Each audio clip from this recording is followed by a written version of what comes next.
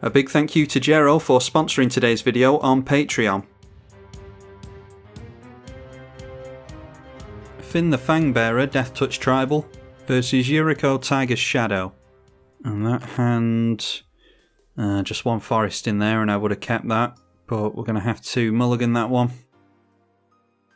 Okay, that's looking pretty good. We've got a couple of death touches there, 3 death touches actually, and the mana to cast them. So I think we can just get rid of a land here because most of the creatures in our deck are very low curve. This is a very low curve deck because we want to litter the board with small death touches. And Yuriko starts things off with a turn 1 creature as you would expect, going for Memnite. So we'll surprise them with a turn 1 creature as well. That is a 1/2 with Death Touch, so it will be difficult for them to swing into that with the Memnite. Then shocking down the Watery Grave, in for a Viscera Seer. So they might be looking to go wide on us there. We get into another protection spell, so I think we just go for our commander here. And then we'll swing in with the 1/2 and hold the other back for a blocker. They block with the Memnite, surprisingly. And I don't think they scryed with the Viscera Seer in response to that. Now going for Changeling Outcast, which is an unblockable ninja. And holding up a couple of mana as well, so maybe they've got counter magic.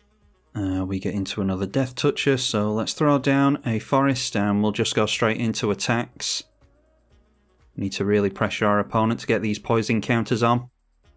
And forcing them to get rid of their sack outlet is really good. They'll get a couple of poison counters from our commander hitting them. And now why don't we get down the Deadly Recluse. Get that one down over the Viper because it has more toughness.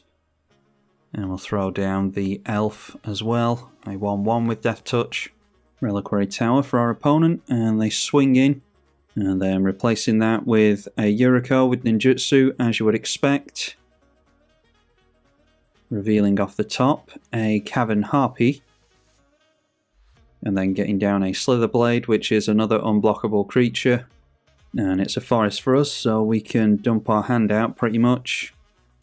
I think we just concentrate on getting all these poison counters on at the moment. We can have them close to dead here. Forcing them to block our commander. They would have died if they hadn't done that, so that takes them up to 8 poison counters and we're going wide on them next turn. We'll just hold back the Death Touching Snake, just in case they go for a board wipe here. And our opponent decides to scoop it up to that, so looks like they don't have anything for us.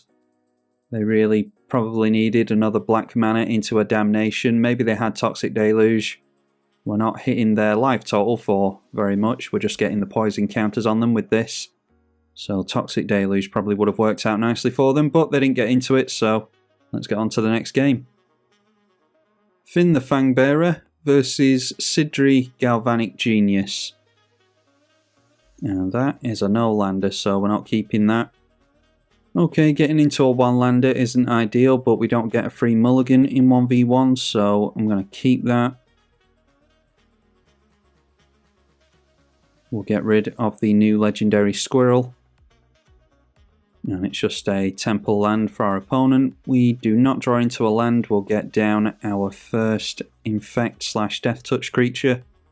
There is a mixture of both Infect and Death Touch in here, because there aren't enough green Death Touches to fill it out. And Ethereum Sculptor for our opponent to make the artifacts cost less, and there is a land for us. So we'll get that into play and crack it immediately. And go in for our commander so that we can start laying down poison. Get the first 2 poison counters on our opponent because they don't want to block with the Sculptor. Our opponent throws down Everflowing Chalice with 2 charge counters on it. And then we draw into a means of buffing one of our creatures' toughness, which will save it in combat. So let's just swing in with both creatures right away. Try and get our opponent up to 6 poison, and we do. Then we'll go Arcane Signet just to ramp a little bit more, because that can take us into the Glistener Elf. Oh, and that's one of the last things we want to see, a Ghostly Prism from our opponent. and holding up a couple of blue mana, we get into Wormcoil Engine, one of the bigger Death Touchers in the deck. So let's just swing in with the 1/1 Infector here. And we'll pay the 2 for the Ghostly Prism. And there we go, managing to encourage our opponent to block. So we'll get rid of the Ethereum Sculptor here. And we'll keep our creature in play. Didn't think that they were going to allow that to come through, being at 6 poison. Now a Gilded Lotus from our opponent, continuing to ramp past us, and that takes them into a Trinket Mage, which can grab them a Voltaic Key. And they play the Voltaic Key. A land for us, we'll play that out straight away. And let's just go straight into combat. We'll just attack with these two, because that's all we can afford, thanks to the Ghostly Prism. Pay the 4 for that. And they block with the Trinket Mage. Yeah, perhaps should have gone in with the Death Toucher actually, so that would have been a more difficult block for them. Now getting Sidri, Galvanic Genius into play. At least the Trinket Mage is not going to be able to block the Death Toucher and take it out now. The 1/2 Death Toucher, that is. Oh wow, and then speaking of blockers, going for a really big one. Defender, Flying and Shroud, a 0/8 for 3 mana. Alright, Law is a really good draw. The problem is we don't have enough mana to play the Law and then attack in thanks to the Ghostly Prison. So we'll just put the Law onto our commander and we'll have to hope that they don't top deck into anything good. Well, that was something good as it happens, a Master Transmuter. They can animate a bunch of artifacts here, but it's not going to do anything for them with Law in play. We only need to hit them with 1 Death Toucher. And there's the land that we could have done with before now. So we just swing in with the 2 creatures, pay the 4. And they have to block with everything onto our commander, and then we'll hit them for 1 Death Touch damage from the other creature. So there we go, laying all the blockers on there. And we hit them for 1 from the Death Touch, and that is that. So Law being a very good draw for them there. I imagine they would have been able to stabilise from that point onwards, but this is an aggro deck, so the whole point is to lay the damage on as quickly as possible. Let's try another game. Fynn the Fangbearer versus Teyam Luminous Enigma. And we've got a Death Toucher, a means of protecting the Death Toucher. We've got land, so yeah, can't really think of a good reason to bin that one. We'll get the Narem Renegade into play. Oh, and actually what I should have done there was play the fetch land, crack it, and get a land into play before playing that, because this would have come down as a 2/3 had I have done that. And the toughness is relevant on some of these creatures. A scry land on turn 1 from our opponent. We'll go for the Fynn. On our second turn we get another fetch land. Let's lay some poison damage on them.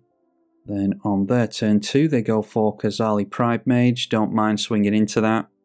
And now we get into Horned Helm, which is really good. Death Touch and Trample is really good if you can get more than 1 power onto your creature, because you only need to deal lethal for Trample to be effective, so 1 damage from Death Touch is lethal, and the rest of the damage can go through to the player, which means more poison counters. So there's no good blocks for them here. So they just decide to take it. They're up to 6 poison now. And it's a Selfless Spirit along with a tap land. Yet another land for us. So let's just continue to swing in. And they block 1 of each. We'll still get the poison through. We'll still get the damage through on the equipped creature because it has trample. So getting them through to 8 poison, they're going to have to stop us from going wide on them. Okay, the Kazali Pride Mage ended up going into the bin at the end of the game there, but yeah, not sure why that happened, to be honest, because the Death Touch damage had already occurred. Anyway, we end up winning that one. Our opponent scoops. I'm assuming that they didn't draw into a board wipe that they needed. The equipment served us really well there. Death Touch and Trample is a really good combination in this deck. Getting some fast games in, so let's try another one. Up against Kess Dissident Mage this time, and we've got a 1-lander, including the Inkmoth Nexus. So, yeah, not an incredible hand, but we'll use the man-land to start getting poison counters on them. We can do that without our commander in play. So let's get out the Inkmoth Nexus, and that will have Summoning Sickness even if we could animate it, so we'll just go for the Shadow Spear. Might end up equipping that to our man-land at some point. Although it's noteworthy, it'll drop off at the end of the turn. Okay, our opponent continuing to hold up mana. I imagine they expect us to play out our commander here, and they want to counter it, so let's try and encourage them to counter a Mana Crypt instead. They do not counter the Mana Crypt, so we'll go for Emerald Medallion. That'll make our commander cost a single green because they allow it to come in. So in that case, I'm going to do what my opponent assumes I'm not going to do, and we'll animate the Inkmoth Nexus and swing in at them, getting 1 poison counter onto them. That is a 1/1 infect with flying. And Kess just playing a land and passing again.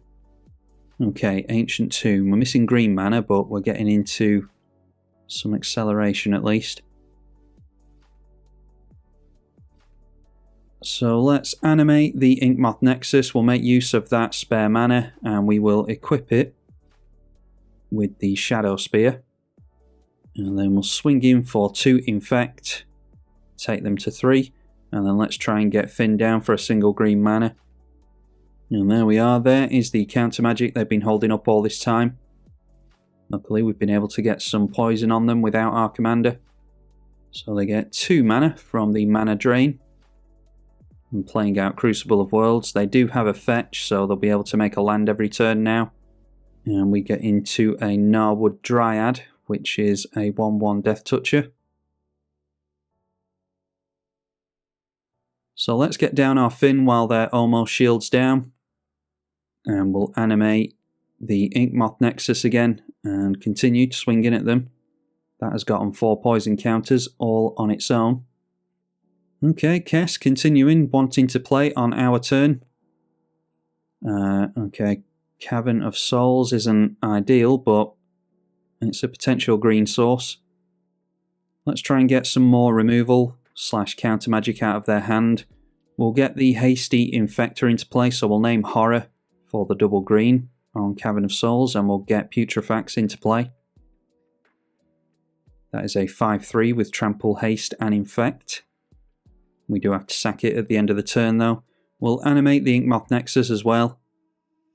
And let's turn everything in sideways. Okay, and there is one of their answers. They go for bouncing the Putrefax. We would have had to sacrifice that at the end of the turn anyway. Hitting with the other 2 creatures takes them up to 7 poison. And we've still got the Putrefax available to us. A Sleight of Hand during their main phase for Kess. And then going for Kess into Sleight of Hand again, frantically searching for some answers. And our opponent decides to scoop there, yeah. I think if we just go for Putrefax again, and then swing in with all 3 creatures, including the Inkmoth Nexus, then it would be Putrefax tramples through 1, and the Inkmoth gets another 1 onto them. That would be 9. So they could have just blocked our commander and survived at that. That would have killed off our commander. It would have gotten rid of their Kess as well though, so we probably would have just got them next turn. Yeah, they could have survived another turn, but chances are we had them there.